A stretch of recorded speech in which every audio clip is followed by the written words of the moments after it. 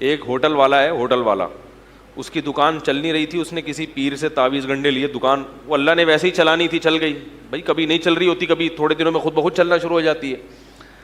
تو اب اس کو اس کے پیر و مرشد نے کہہ دیا دکان تو چلی ہے مگر 10 بجے دکان بند کرنا ضروری ہے, اگر نہیں بند کی تو یہ کاروبار واپس ریورس ہو جائے گا.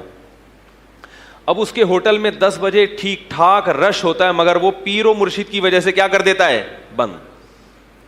مجھے کسی نے بتایا کہ اتنا رش ہوتا ہے سب کسٹمر کو چھوڑ کے نکل لیتا ہے یہ, کہ پیر صاحب نے کہا ہے کہ واپس. میں نے کہا جاہل ہے بیچارہ, فارغ, اس کو بولو کہ نہ اس پیر کے تعویذ گنڈوں سے دکان چلی ہے اور نہ 10 بجے دکان بند کرنے سے کاروبار ٹھپ ہوگا.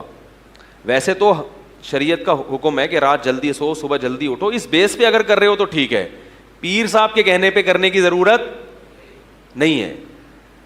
اس بیس پہ اگر کر رہے ہو بھائی رات کو جلدی سونا چاہیے صبح جلدی اٹھنا چاہیے, وہ تو ٹھیک ہے. لیکن اگر پیر صاحب نے کہہ دیا کہ 10 بجے, تو پیر صاحب کو بولو بھائی بس یہ تعویذ اپنے پاس رکھو, میرا کاروبار اللہ نے چلانا تھا چلا دیا.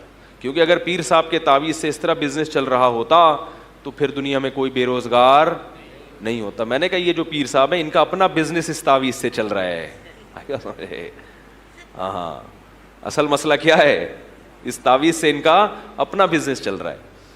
تو ایسی توہمات کی دنیا میں رہتے ہیں. جینا سیکھو تمیز کے ساتھ.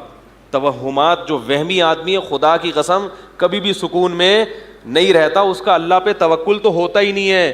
ہمیں اللہ نے حکم دیا ہم گراؤنڈ ریئلٹی کو دیکھ کے فیصلہ کریں, پھر نتیجہ کس پہ چھوڑ دیں, اللہ پہ. دکان چلے گی تو اللہ چلائے گا, نہیں چلے گی تو بھائی نہیں چلانی تو کیا ہو سکتا ہے.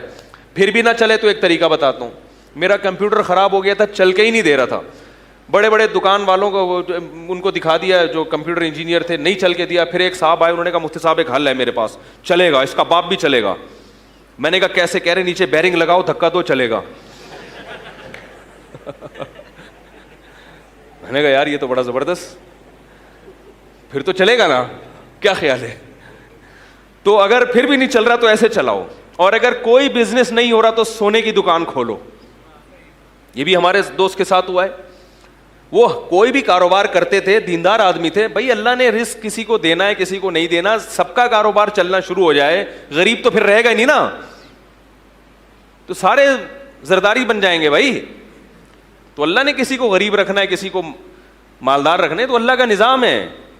لِيَتَّخِذَ بَعْضُهُمْ بَعْضًا سُخْرِيًّا, قرآن کہتے ہیں تاکہ بعض کو خادم بنا کے رکھیں.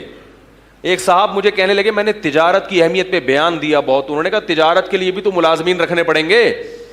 تو ملازمت اگر اتنی بری چیز ہے بھائی, اتنی بری چیز ہے, تو ملازموں کے بغیر تو تجارت چلے گی نہیں. میں نے کہا ہم وہی مشورے دیں گے جو آپ کے لیے بہتر ہو, باقی سارے تاجر بن نہیں جائیں گے. ہم تو کہیں گے بھائی آپ کوشش کرو تجارت کی طرف, ملازم بننے کی کوشش مت کرو, کیونکہ بہت سے لوگوں میں بڑی صلاحیتیں ہوتی ہیں, پھر بھی وہ کسی سیٹ کے بوٹ پالش کر رہے ہوتے ہیں, باس کی چاپلوسی میں لگے ہوتے ہیں, ہر وقت یس سر جی سر میں لگے ہوتے ہیں, لیٹ آنے پر ڈانٹ کھا رہے ہوتے ہیں, اور بونس کے چکر میں لگے رہتے ہیں, اور سر یس سر کرتے رہتے ہیں. تو بڑی اللہ نے حالانکہ صلاحیتیں دی ہوتی ہیں, تو تھوڑا سا ادھر اس طرف آؤ. جن کو اللہ نے ملازمت کے لیے پیدا کیا ہے نا وہ رہ جائیں گے, آپ کو اللہ نے ہو سکتا ہے پیدا نہ کیا, آپ خود اپنی حماقتوں سے لگے ہوئے اس میں, تو مشورہ تو اچھا ہی دیا جائے گا نا بھائی. تو کیا کہہ رہا تھا میں, سونے کی دکان کھولیں آپ. ہمارے ایک دوست تھے, کوئی کاروبار نہیں چل کے دے رہا تھا. میں ان کے پاس گیا, انہوں نے کہا یار اب اللہ کا بڑا فضل ہو گیا ہے. دیکھو جو آدمی خوش رہنا چاہتا ہے نا وہ ہر طرح سے رہ لیتا ہے, انجوائے کرتا ہے ہر چیز کو. میں نے کہا اب کہہ رہے اب تو میں نے سونے کا ڈائریکٹ سونے میں ہاتھ ڈالا ہے. میں نے کہا آپ کا تو پاپڑ کا کام نہیں چل رہا تھا پکوڑوں کا, آپ سونے پہ کیسے آ گئے بھائی؟ کہہ رہے اب تو میرے ساتھ میرا بھائی بھی ہے, تو 12 گھنٹے کی ڈیوٹی لگتی ہے, سونے کا کاروبار ہے.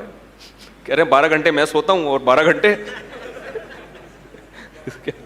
وہ سوتے ہیں, بڑا ٹائٹ چل رہا ہے.